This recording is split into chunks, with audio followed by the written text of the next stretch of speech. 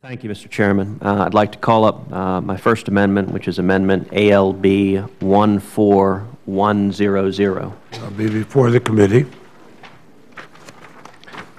This is an amendment addressing the same topic my colleague, the senior senator from Texas, just addressed, which is namely the improper targeting of citizen groups by the IRS. I would note that when this scandal first broke, nearly 9 months ago, the Inspector General at the Treasury Department concluded that the IRS had improperly targeted conservative groups and Tea Party groups and pro-Israel groups and pro-life groups. And at the time, if one listened to the political rhetoric, there was widespread consensus this was improper. Indeed, that very same day, President Obama said the conduct was an outrage. He said he was angry about it, and he said the American people have a right to be angry about it. Attorney General Eric Holder said the same thing. In the 9 months since then, we've seen Lois Lerner, the head of the office that improperly targeted citizen groups, come before Congress and plead the Fifth, which, as everyone on this committee knows, means she raised her hand and said, if I answer your questions, I may well implicate myself in criminal conduct. That is a serious step when a senior government official has to plead the Fifth to not abusing government power for partisan ends. This is not the first time in our nation's history an administration has endeavored to use the IRS for partisan ends. When Richard Nixon tried to do so, it was one of the darkest chapters in our nation's history, and I suspect more than a few of the members of this committee spoke out loudly against it. In this instance, it is not an attempt, as it was with Richard Nixon. It is, in fact, a completed targeting. And in the 9 months since then, we've discovered no one's been indicted. As Senator Cornyn observed, there are reports that there are no plans to indict anyone, and that one of the lawyers leading the investigation is a major partisan donor to President Obama who's given over $6,000 to President Obama and the Democrats. Now, I would suggest to you that no one on this committee would have trusted John Mitchell to investigate Richard Nixon. I can also assure you that were this a Republican president, a Republican attorney general, and a Republican IRS that were targeting Democrats, I at least would speak out just as vigorously against it. Because if we are going to respect rule of law, the apparatus of the federal government cannot and should not be used as a partisan tool to bludgeon your enemies.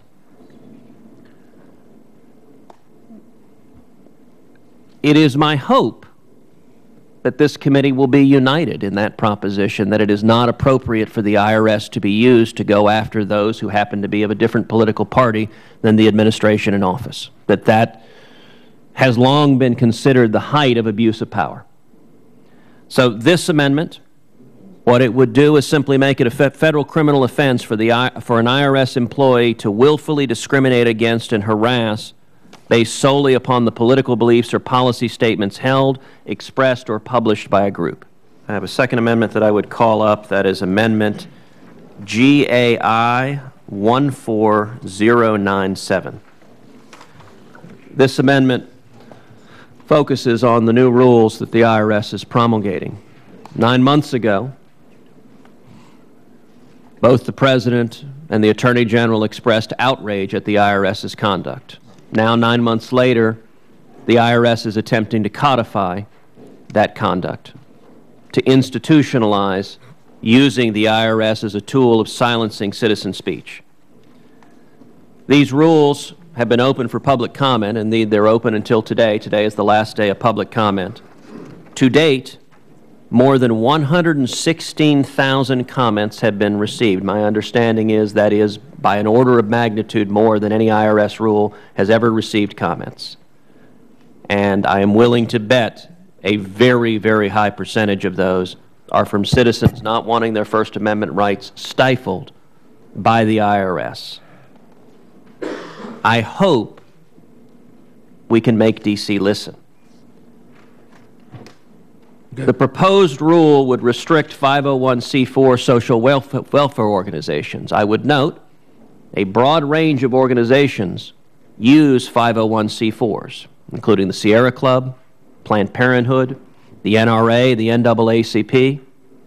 Now, I don't agree with the positions that are espoused by all of those groups, but I do agree they have a First Amendment right to speak, and the IRS proposed rules would attempt to muzzle those groups to prevent them from speaking on matters of public importance before an election. When the government is endeavoring to control political speech, that raises issues at the core of the First Amendment. It raises issues at the core of our democracy. No member of this committee likes it. When ads are run critical of what we've done, every member of this committee has had those ads run. And yet it is the right of citizens to speak out if they agree with what elected officials are doing or if they disagree with what elected officials are doing. For the IRS to attempt to muzzle citizen groups is not the role of the IRS. It's not their function. And the federal government should not be restricting the free speech of the American citizens.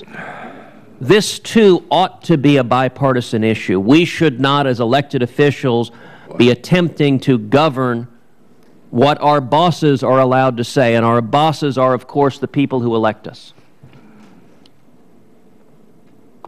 I think it is very sad to see the IRS being used and being threatened to be used as a tool to silence the citizens. I would ask this committee to adopt this amendment, which would simply embrace the FEC definition, put the FEC in charge of elections, which is where it belongs. It is a bipartisan commission, rather than the IRS, which sadly its history has demonstrated it cannot be trusted to be fair and impartial on these matters.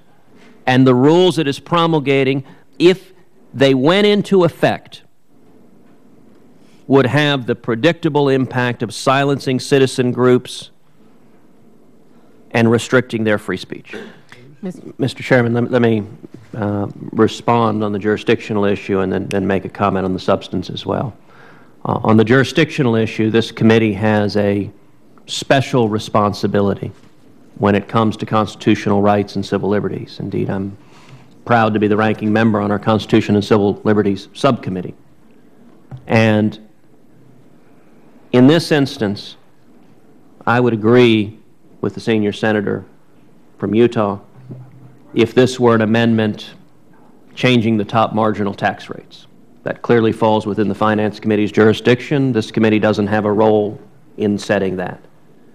The reason this amendment is necessary is because the IRS is straying out of its role within the Finance Committee's jurisdiction of collecting revenue and getting into the realm of restricting the First Amendment rights of citizens. It is because the IRS is intruding directly into the jurisdiction and responsibility of this committee that I believe the amendment is in order and is necessary.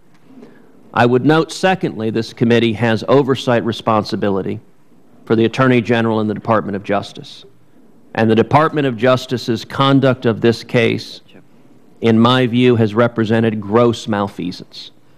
Appointing a major Obama donor to lead an investigation into political abuse of those perceived to be Obama's political enemies does not uphold the integrity of the Department of Justice or represent fidelity to law.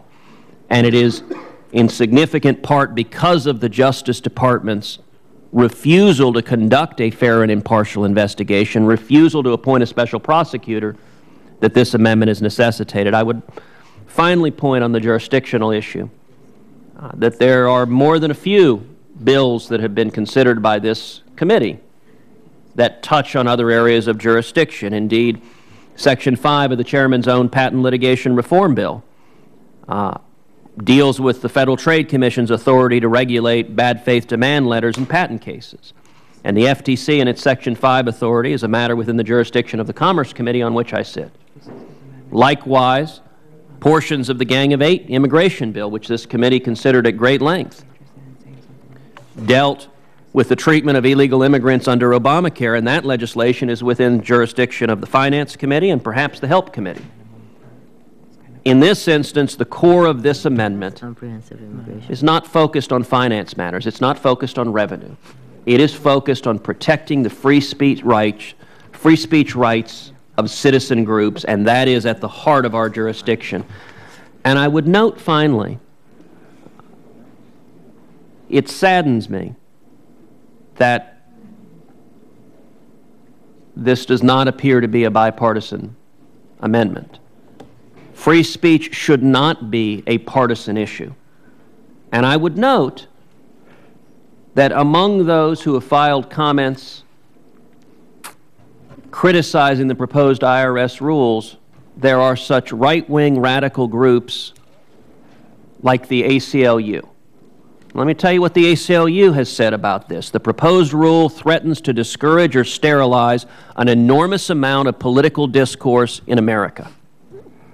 The ACLU continued, most social welfare organizations on both the left and right serve exactly that function as they see it, the promotion of social welfare and community good. Based on their respective visions, they advocate for the powerless and the voiceless. They promote fiscal responsibility and good government. They serve as a check on government overreach or as a cheerleader for sound public policy. In this regard, I agree entirely with the ACLU. And I would encourage my Democratic friends on the other side of the aisle to stand with the ACLU, with the First Amendment, and for the right of citizens to speak up, even if it is speech with which you disagree. We should be united in it. That is the responsibility of this committee. There is a reason 116,000 comments have been filed by American citizens, because they do not want their speech stifled by the federal government. And that should be a priority for the U.S. Senate as well. We should not just simply sit idly by while the constitutional rights of American citizens are eroded.